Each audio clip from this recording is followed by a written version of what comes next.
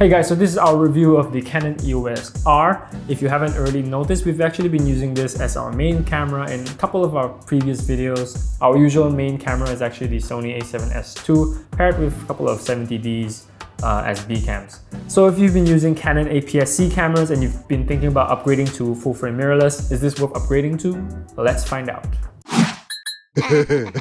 So just like its namesake, it uses the new RF mount. It has the same sensor as the 5D Mark IV, which is the 30.3 megapixel image sensor. It also uses the same battery, the LPE6 battery, so you know the battery life is actually going to be pretty good.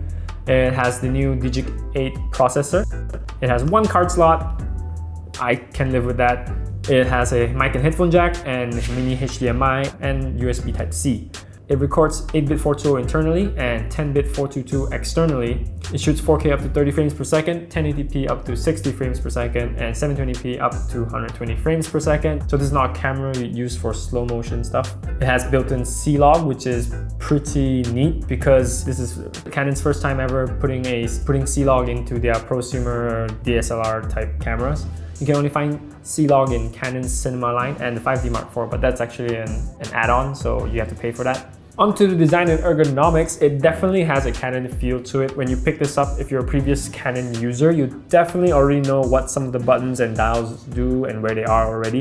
Of course, there are a few changes. For example, like the record button is now up here instead of where it's used to be at the back right here. It's now replaced by the touch bar. There isn't the ring dial anymore. It's replaced with these like arrow key buttons, but it's not that useful. So because like Canon's menus and touchscreen has always been so responsive and so good. So, you know, I just navigate with that.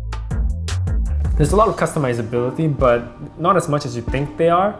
Sure, you can customize these dials to do a certain thing, but at the same time, those options are very limited.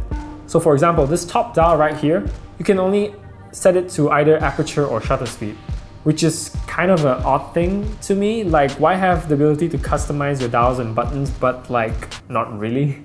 But I think the best setup for your main exposure settings are having the shutter speed set to your top dial right here, your aperture to the mode dial, and then your ISO to the touch bar.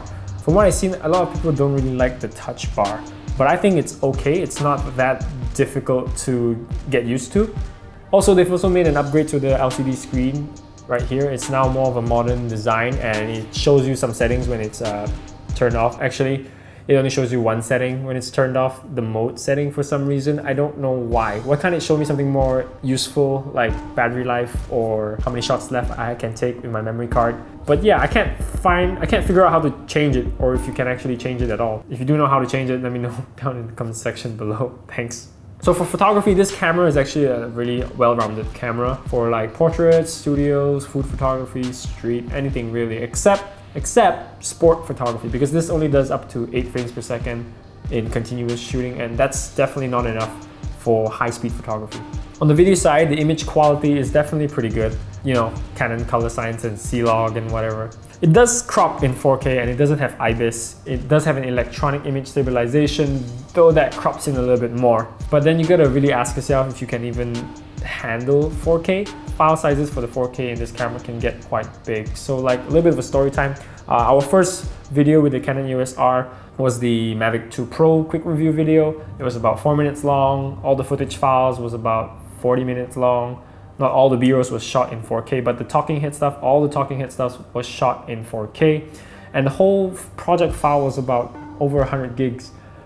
It's pretty big. I mean, for the professionals, you definitely can handle this, but for the average consumer, you gotta check if your PC can even handle all that file sizes.